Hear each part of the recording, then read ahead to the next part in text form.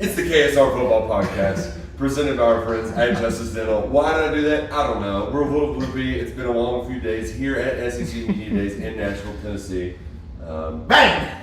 I really have no idea where that came from.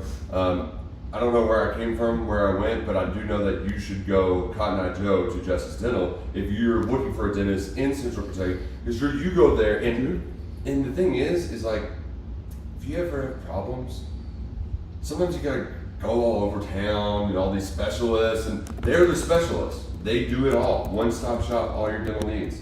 Can I tell you one more thing they do well? They customer service. You know, a lot of times you got your appointment, but you get somewhere and you still wait. Every time, walk right back, already waiting, in and out.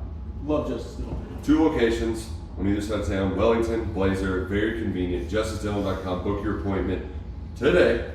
Maybe not right now, but I think you can right now. I think you can at 10 o'clock at night. I got one in a few weeks. I'll see you there. Is this technically? Do we sound okay here, Steven? Let's just produce live. Are we good here? Yeah, Okay, yeah. It's a little echoey, but we're good. Should I give them that? Yeah, Like, we're all right. Are we good? All right, We're, rolling.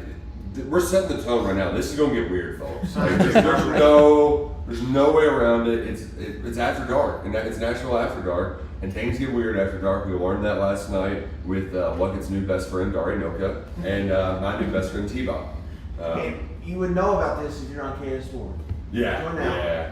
KS Board is great for like sliding in some nuggets while you're at the establishment. Yes. That's a fun time. We've had a lot of fun down here.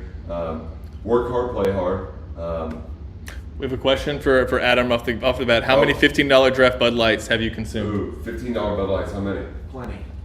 I noticed that bar wasn't that expensive last night. Like when I got the tab, I was like, you know what? This could have been worse. Good. For you. That's a wonderful time. You must have had some sneaky water snuck in there. Well, I did. When T-Bob, I'm going to mention T-Bob. Not a lot of people know him around here. He's a Louisiana guy. And I've got a lot of juice. Drew's got a lot of juice. This dude makes us look like Johnny Library. He made me feel this big. He had so much energy. The room was completely, not the room, the bar, the whole 2-story bar was his. I mean, he was cowboy hat and Crocs, shirt unbuttoned to here, just cutting a rug, dancing. I like the beer bottle fiddle. He would not stop playing. For Devil Went Down to Georgia? Yeah. Well, so naturally somebody was like, man, can I just wear your cowboy hat for a minute? And he said no. Obviously, it gives him his superpowers. But eventually he obliged, and they ended up with tequila shots, and that might have been why my voice wasn't working 10 hours ago. But we're still working. We did work. We worked hard because it was Kentucky Day here at SEC Media Days. They got here early, and I was worried because there were storms that canceled the concert last night, that canceled SEC Nation, and Kentucky had to fly through them. And Freddie, you know how in these events they get on the small little plane, they fly in. You've been on some aircraft before. Have you ever been on a little plane or something like that in a storm? Yeah, I have. Coming back from Pennsylvania once. It was so bad that my boy Jerry Bell closed his eyes and started doing Catholic stuff. Yeah. And it was rough. But yeah, it's scary when you're on those little ones and bounce around like that. RIP the house. But the Slack said that she screamed multiple times, which is like, oh, like, that's how bad it was. So, but they made it, thankfully. I would be scared off of planes for a while if that were me, though. I'm just not. These guys are already nervous coming to their first media day. They're trying to think about what they're going to say, and now they're having to deal with turbulence on the way to Nashville the whole way. There were some awful storms here. I think we have more tomorrow, too. Yeah. So stay safe out there. We know people in Western Kentucky, there was a lot of bad flooding. So hopefully you all are all doing fine now. We have been kind of in our own little bubble in this hotel. It's very bizarre.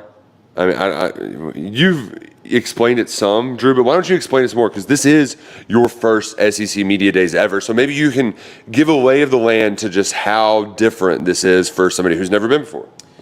You want specifics of the beautiful KSHouse? We're just going to start there. Is that what you were going for?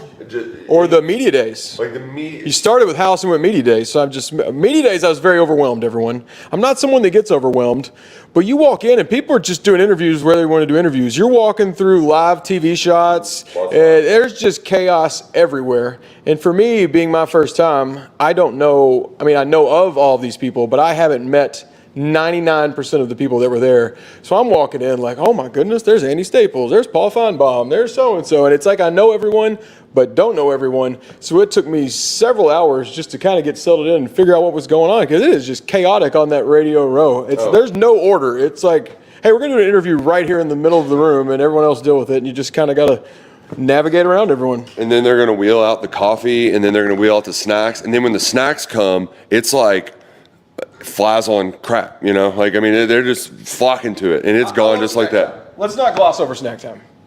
These are adults. These are adults. And I love snacks, but we have every day a scheduled snack. I haven't had that since kindergarten. You should be at the combine when they run out of Diet Coke. Yeah. But I've never seen on the itinerary, guys, we're all going to break and snack. It's on there every day for an hour. We have snack break. I don't know that I've had that since a toddler, and this isn't a complaint. I love it. Free hot dogs. Oh, I had a cupcake today. I say the candy bars. Freddie, wait, do we need to, or does that need to say a secret? I mean, Freddie brought the whole snack bar back to the house, Okay, right? well, it's part of it. Just some of it. 85% of it. Yeah. We had a Kroger shopping cart leaving SEC Media Days full of hot dogs. The thing is, though, is like some of the snacks aren't as good as Kroger snacks, though, right? Like they can't be. I mean, I'm a big fan of trying to healthy snack, so I get the Simply Truth hummus. And Freddie, the Kroger hummus is better than the name brand. They put this green stuff on it. It's one of those spices. I don't know what it is. Yeah. Oregano or basil. Or I don't know what it is, but it's phenomenal. It's my favorite. Yeah, I brought 6. I call them fizzy waters. What are seltzers or whatever? Water? Yeah, Kroger brand, and I'm out. And I normally have 5 every evening. So I cannot wait to get back to Louisville to go to the Middletown Kroger to get some more waters. Middletown Kroger, where I will be Friday at 8 a.m. Come see me. Yeah. Come see about it. The Middletown Kroger, that's where they make the garland of roses, Freddie, for the Derby. Yeah, that's going to be nice. Can't wait. Yeah. I brought a case of Kroger waters, thinking that'd last us a week.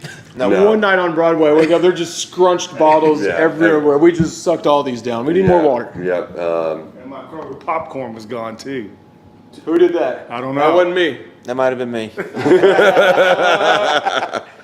I mean, but it's so good. And it's not even like the big bag where you feel bad about eating it all. It's like the right, just right, the Goldilocks. Exactly. And that's what Kroger is. It's the best. If you haven't downloaded the app, because that's where it is now. Everybody's got a Kroger card, but your Kroger card is on your Kroger app, and you can get your groceries delivered. You can do the pickup. The pickup's cool. The click list. Oh, I live on click list. I'm a big digital ads guy, Freddie. You gotta. The digital deals are outrageous sometimes. I don't know how they're doing it. Well, that might be a little bit too far for me to go. So I like to go to my Versailles Kroger at least 3 times a day. I go in the morning for my coffee, and then I go a couple times a day just to pick this or that up, and Ellie sends me a couple times. So I love going there, friendly people. Chuck's the manager there, great guy. So You're on first name basis with Chuck? Yeah. So, I mean, you talk about Kroger and community and hometown. That's what it means to me in Versailles. That's my spot. Yeah. Well, I got to ask about the new carts. Do they have cup holders for the coffee? Yes. Yeah. Oh, that's clutch. I didn't know about this. This is great. That is a big So I went in there last week, and it was like Christmas. All the old carts were gone, and there were these new fancy ones, and they're like spaceships. They're so nice, man. So I know we're here to talk ball, but as a former Kroger employee, I once held the Madisonville Kroger record for most carts pushed in from the parking lot. I mean, it took several people to line it up, and it was all I had. I think it was like 76 carts. So you were like pushing the sled. Oh yeah, I mean, I couldn't steer it, but I got right. it moving. It was a record at the time. I'm sure it's been shattered, but Have you seen the new fancy U-scans? They got the conveyor belt where like they'll have a bagger for you. Like that's the part where it's off, because the U-scan, like sometimes it can be a little cumbersome, and you get the weight scale thing. you gotta be careful. I worked third shift U-scan for a year. I mean, I know in and out U-scan. I take it apart, whatever. But now the U-scan has a belt, and it just like there's a little sensor, and it's like sometimes it'll be like no, it's fancy. I'm blown away. Your Kroger will blow you away. We're blown away and happy to be here. Thanks to our friends at Kroger, and we were happy to talk to Mark Stoops today. This was our first time hanging out with the head honcho since, I don't know, he kind of busted us up a little bit at football camp. But at like formal setting, he hasn't done interviews since what, April? Yeah, spring practice. And he talked about like, we get like a week off before this, but like we're happy to have the chaos back. Like we like the grind. Yeah, they need to be in the storm. And you put Mark Stoops through a storm. Ooh, yeah. What was going through Mark Stoops' head? Let's play like a little brain doctor. If you haven't seen the clip already, go to Nick Roush's. Yeah, it's on the KSR YouTube channel. We on 3 let us use the table, and Stoops was kind enough to talk with me for 5 minutes. Roush pretty much asked Stoops when he's just going to go bald. When are you coming home? When are you coming home? And Mark, I don't think, knew exactly what you were alluding See, because to there. it's time to come home is a phrase that us baldies use. Because you just know, like, and it's like we're a community. The ball community. Yeah, I know. That's why I didn't understand it, because he's not in the ball. He's getting there. He's not, and I think, I mean, it's getting there. But here's the thing: is like I've always known that, like, because Max would love to just poke at him for his hair, right? And he's typically got the hats on, but you can't make fun of a man's hair. Like that's like. That's something that's just it's not kosher. But if a bald man is saying it, it's like, well, like he's already down here, you know? So it's like, I wish I could clean on a Mark Stoops' hair is what I'm saying. So I had to throw him in a curveball because we ask all the questions all the time, right? Like we've asked him plenty. So I needed to have a goofball one. This is my one shining moment. My first ever. I've been talking with Mark Stoops for 11 years. Never had a one-on-one with him. And then I asked him like, so when you shaving your hair, Mark? Yeah, Luckett just asked what was going through Mark Stoops' head. I'm more interested in what was going through your head. This is my moment. I'm at the On3 desk. There was an On3 producer, JD Piquel, very nice enough to text you, got it set up. Nick Roush, this is your moment. We get behind Steve with the camera. We're all excited watching. What's Nick going to do? And then you went way off script with that. And I was so proud I could have cried. It was beautiful. He was so uncomfortable. It was the perfect question. I loved everything about it. The thing I was more worried about is that was the only question I had prepared. I didn't know that was going to happen until, they said he's going to be here in 3 minutes. So I said, well, time to figure out something to ask Mark about that he doesn't know. And then Tony Neely gave me we only got 5 minutes. And he started the timer and was like, well, we got to hit the buttons. So there's 30 seconds. I'm like, all right, let's squeeze it. Let's do some football talk. But I got to have that last one. And Tony gave me the rap sign. And I asked him. And then somebody pointed out on Twitter that he probably thought I was talking about Iowa. Yeah, that was my first thought. And then I gave him the look like, yeah. Oh, you know what? I didn't even read it. That's hitting me for the first time. Yeah. I was just so proud you were making a ball joke. I didn't consider other alternative ways that could be interpreted. It also tells me too, Freddie, that his friends aren't making fun of his hair enough. Yeah, no, they're not getting after him enough on the golf course. Yeah. Well, he had surgery, so he was out for a while. I was scared of him too. Exactly. Yeah.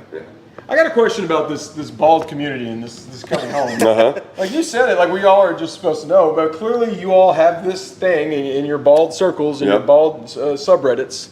So are you like, Mark, supper's on the table, the street lights are on, mom's getting mad? Is it like, it's all about coming home for you all? Is that what this is? And it's one of those things, it's all about acceptance. Okay. Because I think that's the hard part is you're holding on too long. And I had to have that moment when my sister got married and I saw the pictures afterwards.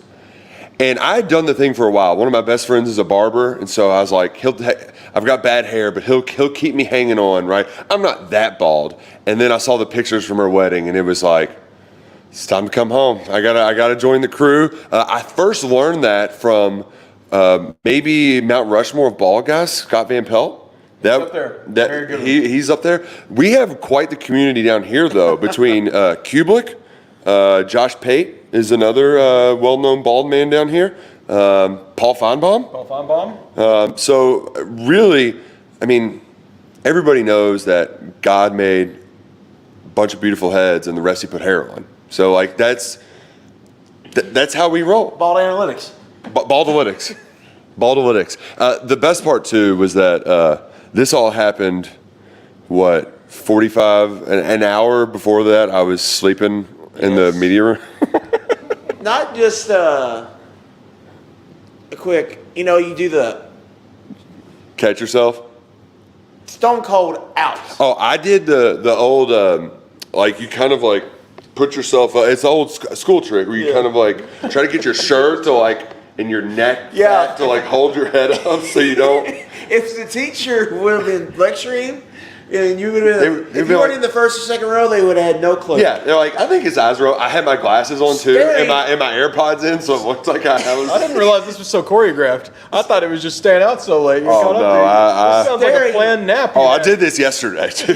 Y'all just didn't notice. Staring at Sam Pittman, and the whole room's laughing. He's talking about drinking ham beer and he's doing burping this too and much. that. Called a SEC stat cat Garth Brooks. Made a big joke about that, and the whole Brouts is just. See, I heard all of that though, so it was a light sleep. It was a very light sleep. Yeah, please. Production. Yeah, show the photo. I want to give you credit though. I mean, we're all very tired, but this man did his radio show at like 6 a.m. this morning. We're all up much earlier than we wanted to be, but 6 a.m. is extreme, and he's worked nonstop ever since. So he's allowed one Sam Pittman nap a day. The worst realization too, a Tyler earmuffs was last night. I mean, we're watching the other morning hosts leave. Like, yeah, I beat him. And then I realized I won the game. I got the morning post tomorrow too. Like, what the? So it was a fun morning, but it wasn't as fun as the guy who was at the bar wearing an Arkansas baseball jersey, who didn't set his alarm and woke up at 5:53 for his 6:02 radio show. It's tough. Yeah. No, Yeah. That's a show you're going to need a lot of prep. Maybe a few coffees beforehand. Sounds like he just rolled straight into that one. Straight into it. And at least last night, I made the coffee in the pot, so I could just wake up and push the button. But I found that this morning, and I get why they do it, and I wrote about this on the site. Like, I know you want Saban there in the morning, get the buzz going. But us, moving a little slow, maybe not being our best selves, walking in that lobby and seeing those Alabama fans, just wasn't ready for them. I was not at 100%, and they were at 300%, and it was just the first thing we saw when we walked in those doors. But it's crazy how they turn out for Saban, and it's crazier in Hoover, but the fact they're even up here in Nashville for him, and just him walking around, there was a buzz when Saban was in the room. Some would say there were some dogs in them. There were some dogs in them. yeah, we had some. They got. A running list of people that we were out with that were there this morning. I physically went up to them, shook their hand, said, "This has been noted. You're on my list." And the ones who aren't here are on the other list. Oh man, just real troopers. They got that dog in them.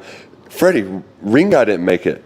No, he didn't. He's with the hat, right? Yeah. Yeah, no, he's normally, Drew, you missed that guy. Yeah, he's the real superstar. Alabama Nacho gave me his business card. That's he was the main star this time. I mean, we're to the point that the Bama fans at Media Day have business cards. It's a merch store. We had who was it Raiders fans that gave us cards? They were super fans. Yeah, I think so. Yeah, like that. That's No, it was the Redskins guy or the Commanders fan. or what is that their? The Commanders fan. Yeah. Okay. Yeah, that's right. Okay. Yeah. They changed their name so much. I forgot who they are. But that's what we need. We need some Kentucky fan who like is a cat who like does like the Cats production, and then they hand out their business cards because they're a super fan. We need those. Dancy guy would have been a good candidate in his prime to give out business cards. Man, I was there when we had to. That was. I see him quite often. Yeah, he still does, but he's not. Yeah, we can't do the dancing guy they stopped anymore. playing the song after that. Yeah. Well, that's another sport. But speaking of super fans, R.I.P. Harvey. We got to salute to our guy Harvey, one of a kind, KSR superstar, who the belly button oil was just that. He had a lot of things, and I believe like some of the aura stuff. Dude, I've been in the spirit world. I believe in that. I can get behind that. I don't the belly button thing. I don't know, but that's why lavender, I think, is what goes in the belly button. He said maybe. Did he say Levis should do it? You know, it's just encourage whoever it was. Just a little lavender in the belly button will get you going. We'll miss that guy. Love those calls. I hated not being able to be on the show when they were all paying tribute to him too, because Harvey, I mean, it's hard to say we have a true number one, but when you're having that conversation, he's in it. Yeah, it's embrace the bait. You know, like he's definitely in it. So rest in peace to a real one. You did mention Will Levis though, Drew, to bring it back to football. Mark had some good remarks about Will Levis, especially with the local media. But I really liked that I haven't heard this take a ton like it. The Devin Leary's a better college quarterback than Will Levis.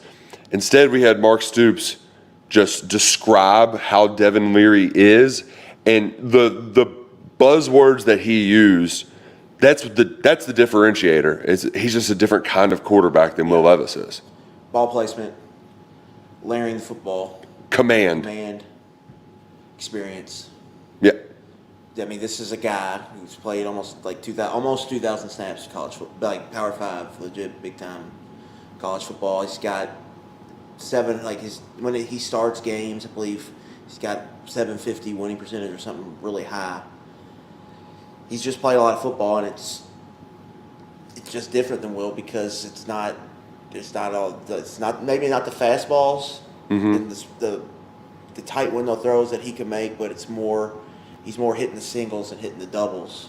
Maybe they didn't hit with great efficiency in the last couple of years. So it's just different, and just the command that I think he has just from all that experience is really, I think, what he was trying to point out there. Like you said, there's also been some wow plays already. I mean, we know he's got wow plays. He's a great quarterback. But Will is a lot of flash, a lot of highlights. And it sounds like Larry's already done a couple of his own, too. The thing that I love about JJ Weaver is he's just completely honest. Like, he doesn't even know how to, he realizes it sometimes when he's saying it, and he's like, should I be saying this? But, I got to say it. I got to be honest. When I asked him, yeah, they talk about great defenses. Do you think Kentucky's the best team?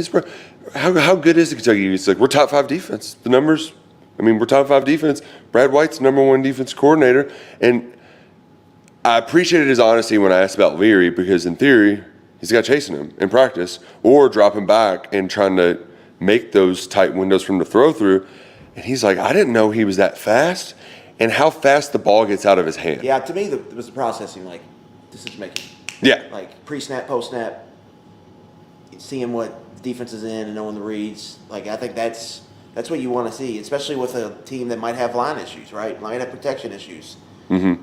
You want a quarterback that's getting that ball, that's seeing it, and knowing where to go and getting the ball on time, accuracy, so you can create run and catch too. He's comfortable out of the pocket, moving around. And when we saw the few practices, and I don't even, Freddie, you might have a better terminology for it, but when they do their feet aren't doing what their feet are supposed to be doing, and he's just like. Yeah, his off-platform throws, I think, That's the word. Yeah, but I like Leary's accuracy in the short to medium game. I think that's going to be an improvement off of Levis. You were an off-platform guy, right? Rolling around? Yeah. Slinging it? Yeah, we didn't throw the ball, but yeah. I was an off-platform scrambler. Does that count? Well, and you probably look faster, too, with your hair blowing in the wind. Yeah, actually I did. I made my profile picture of the back of me with my mullet flowing and then Jerry Claiborne talking. That's great. So, yeah. One of my favorites. That's awesome. The differences are obviously, it does feel like Leary is just not a completely, he's not the antithesis of Levis, but they are just very different. It's something you're going to have to prepare for. Size alone. Yeah, just the way they look. But the good thing is they seemingly each came in as transfers and weren't just, this is my team now. It's very much they're locker room guys. Yeah, I heard Eli Cox talk about this a lot. This is very subject. He was like, we're very hesitant. We know what Devin Leary did at NC State. We know he's an all-star quarterback, but we can't set a locker room where guys can just come in and it's their show. It's like Levis came in, he was the third QB. Now, really, people know, and you're going to take it over. But when they walk in that room, they're just one of the guys, and naturally, that picks up. And then both of those guys did it pretty quickly. But I found it very interesting, Eli talking about how they kind of have set a tone and don't want to make it to where when Kentucky's doing so well in the portal And they have. I mean, we talk about it all the time. Stoops and Merrill kill it in the portal. Those guys can't just come in and it's their show. There still has to be that culture of these guys that have been here. When Eli Cox talks, sometimes I'm just like, dude, you're so smart. Like, what? I enjoyed all of them. I started with Ox today. Loved hearing from him. Weaver is huge now. Good seeing him. Yeah, but it was really good hearing from pounds. And Eli too. It's just crazy seeing him at SEC Media Days. He came to a KSR remote with his dad one time before he was in college. Was it here? Orlando. Bowl game. Orlando, Yeah, I believe. yeah. But yeah, and here we are. And for him to be at Media Day, when he committed, he wasn't very highly ranked. No. He's kind of a local kid. Definitely taking a chance. I think a lot of people didn't even expect him to play at all. Yeah. And he's on the stage representing UK at Media Days. I mean, that's a Very huge cool. testament to what he's done. The biggest lesson I learned from him, though, and I had heard some of this stuff, but it backed it up when he said we kind of got in our own way. We bogged down the offense because it was too complex, and that's yeah. You've got Did you say what? Rich what? Richmond, Rich what? Coach Rich wouldn't. He wouldn't. For the lack of a better term, just dumb things down. You got to keep it simple, stupid. Like people, like if you don't know what you're doing, the play ain't gonna work anyway. So everybody needs to be on the same page. And I think that was Cohen's first order of business. Like I get it now. When he came in that opening press conference and he said that first order of business is fixing offensive line. I think he had talked to some of those guys, and he knew that that's what needed to be done, that we have to simplify things. So, yes, part of it is going and getting some good offensive tackles. And the other part of it is also keeping this group as one, like making them a cohesive unit that knows what the hell they're doing every time the ball snaps. Well, I mean, we've talked about this, but just get guys back to their natural position is going to be Huge. And, Cox and Horsey. And I think the appeal of Cohen coming back is when we saw his offense, and it was his, it wasn't McVay's, him running the show, it was very much get the ball to your best players and get out the way. It was very much Chris Rodriguez running downhill, and it was getting the ball to Wandale Robinson in space. I mean, that was the offense, and it had a huge year. It wasn't, we heard, I think, Kirby Smart and Zach Arnett talk about this, and it is coach speak, but get the best 11 players on the field no matter who they are. But it's not just that. It's, if you've got studs, get the stud the ball. Like, Yeah. Brock Bowers is on my team. Get his ass to them. The ball. Like, let's not. Don't overcomplicate it. And I think that's what we're going to see here with Cohen, and then with when you got. I think the exciting part about Leary is he can be a distributor, like what Freddie's talking about, that short to intermediate passing game, hitting the singles, hitting the doubles, and getting the ball to Dan Key, getting the ball to Barry Brown in space. And Get the ball to Barry Brown and watch him run. Yeah. And you mentioned it being too complex last year. I think they had a big problem with what Rich was trying to teach them, and he's frustrated that they're not getting it. And instead of realizing they're not going to get it, let's simplify it a little bit. It's more of why aren't they getting this? Instead of coming down to them, he was wanting them to come up further, and they weren't getting there. Yeah, it wasn't working. But you also had to think about it too, not only natural positions, but just from a personnel standpoint. I mean, JJ's like, yeah, Marcus Cox, he's strong at the point of attack. And he's another guy. I mean, he's played a lot of football, Freddie. And I don't think you can overstate experience, especially in the offensive line, because Jagger's a world-class athlete, but Jagger was playing football in the SEC for the first time, as a second-year player. That's not something that they ask for that often of Kentucky offensive linemen. I've somehow lost my voice. I'm going to let Drew talk. Freddie. Yeah. You're getting that experience there. It's a little different than, Jagger, we need you to jump in right now. I know you're not quite ready, but here you go. Well, with Jagger, I mean, they were halfway through fall camp, and he probably wasn't expected to be a starter.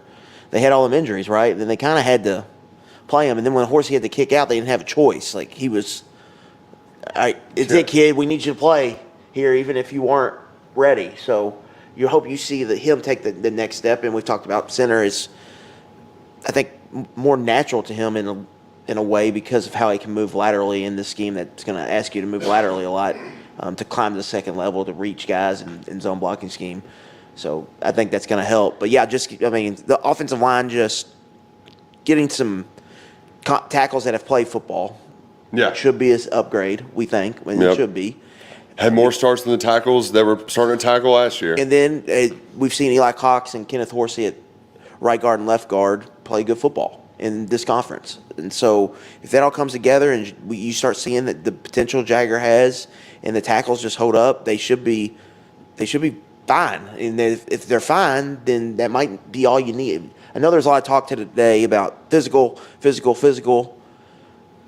I don't think for Kentucky to be their best, like this has to be a dominant offensive line. Like it just has to be serviceable so Leary can have protection so he can get the ball out to the perimeter. And so the runs can set up the pass. Right. Like, so you can run it.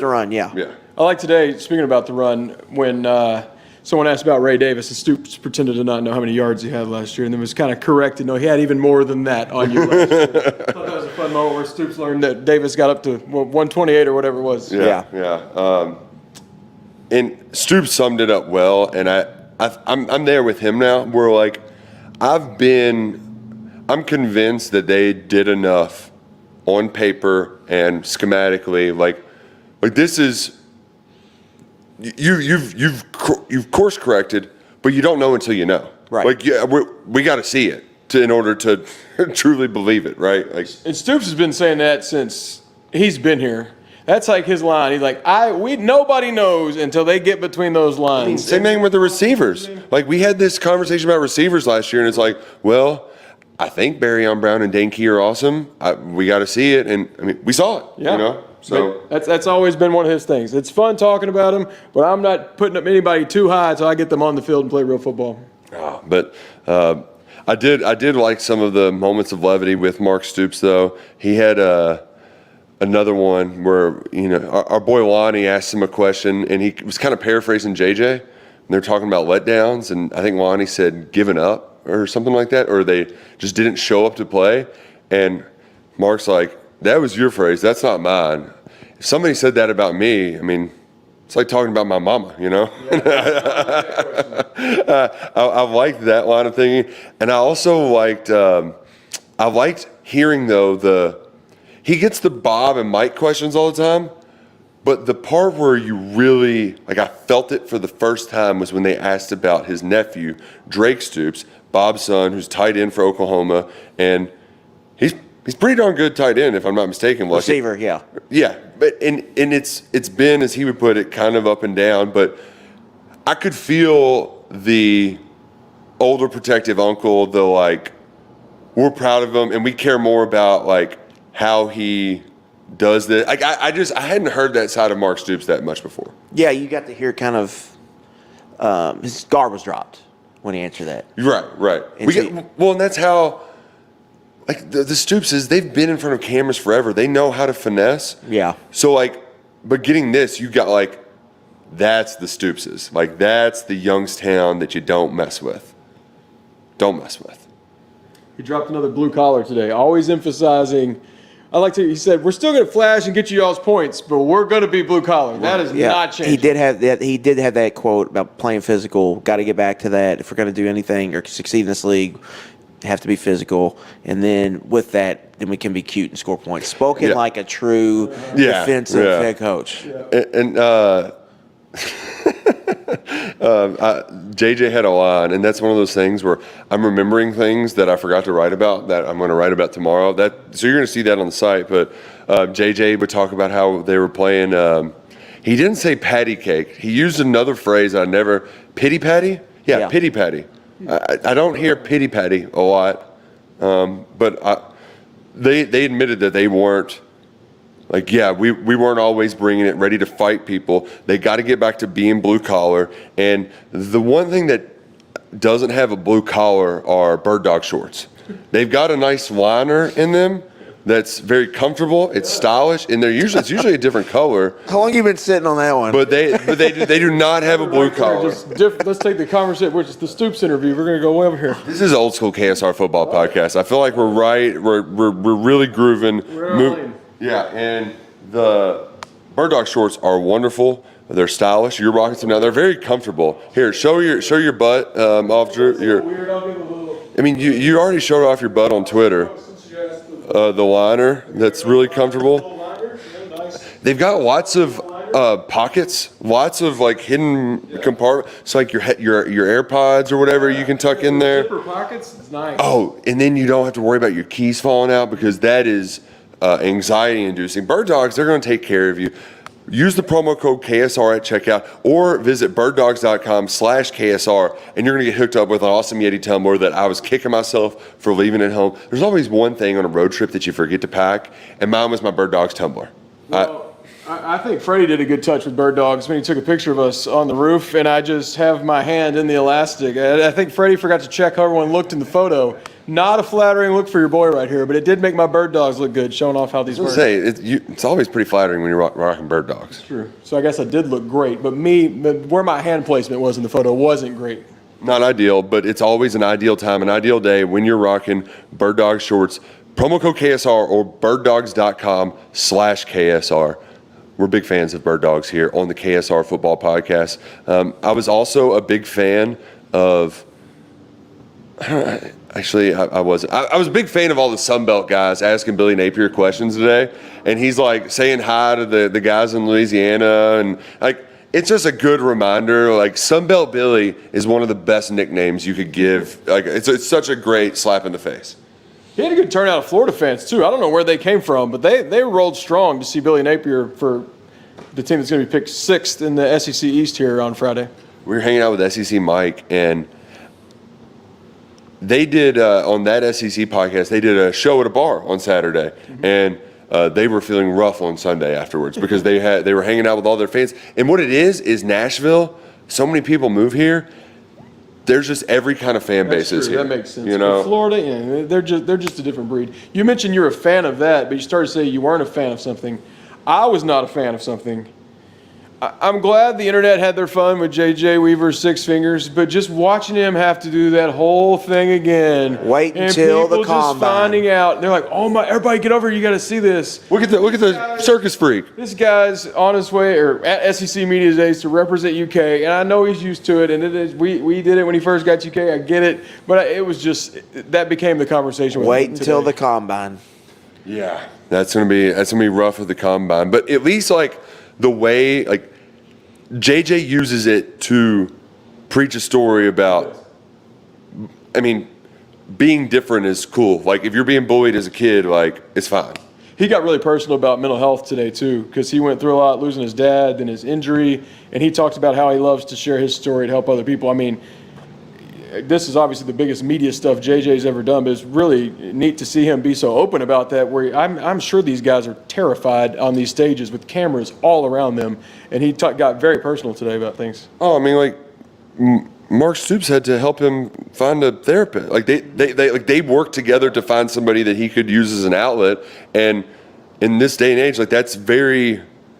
Yeah, we need that. Everybody needs somebody to talk to sometimes. Yeah. It doesn't matter if you're a 6'4", 255-pound outside linebacker, which, by the way, Freddie, you were right. He's enormous. I don't know what that dude was eating this offseason.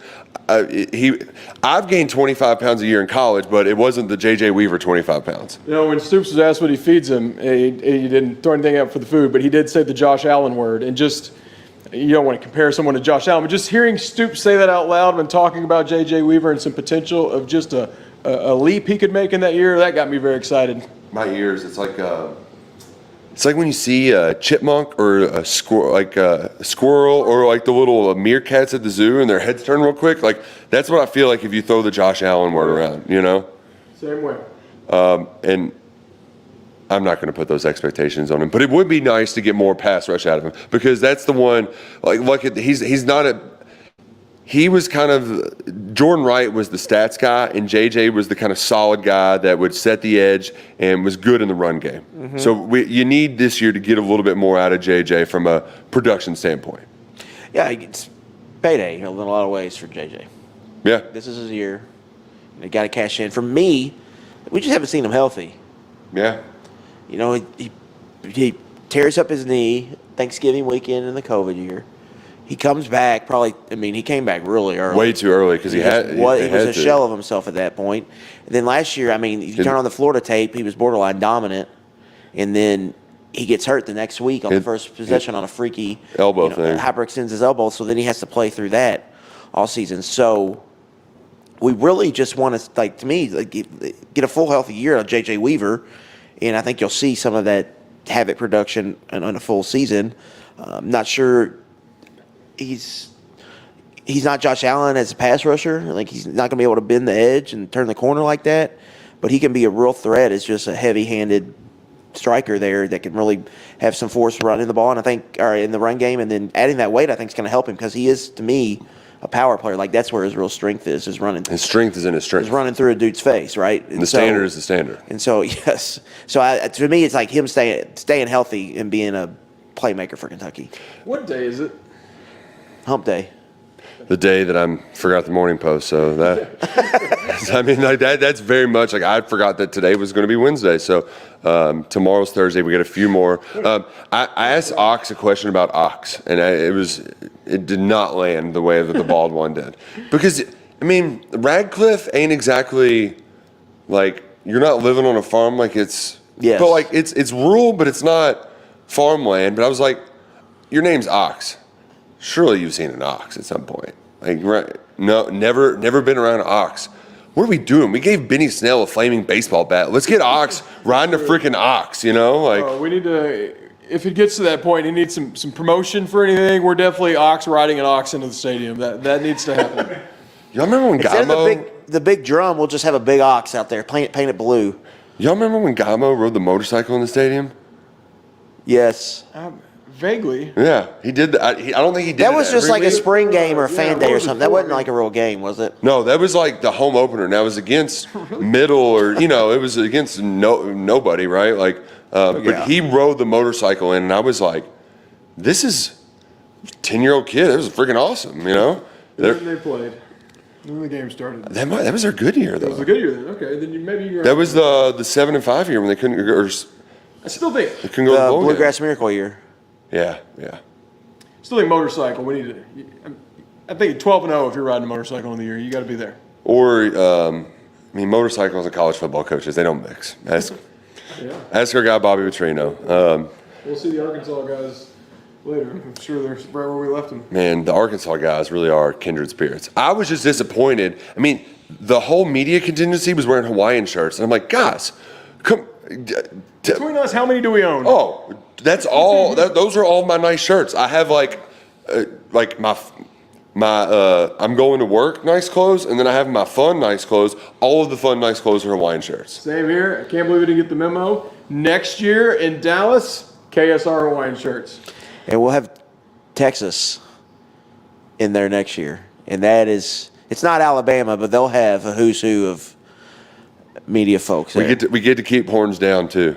Yes, John McDay confirmed. As long as you're not doing it straight in their face. You can't just like horns down in your face, Freddie, but you can horns down. But after like a big play or a touchdown, you can horns down. You ever been to Dallas, Freddie? I've not been to Dallas, no. What about Austin or Texas Stadium or anything? You ever do? No, never been there. Yeah. No. It's going to have potential. It's going to be a lot of fun. Really far away. But new SEC, it just means more. I don't know if it means more podcasting, though. Texas, that's good. Oh, yeah. Well, it just means more Krogering.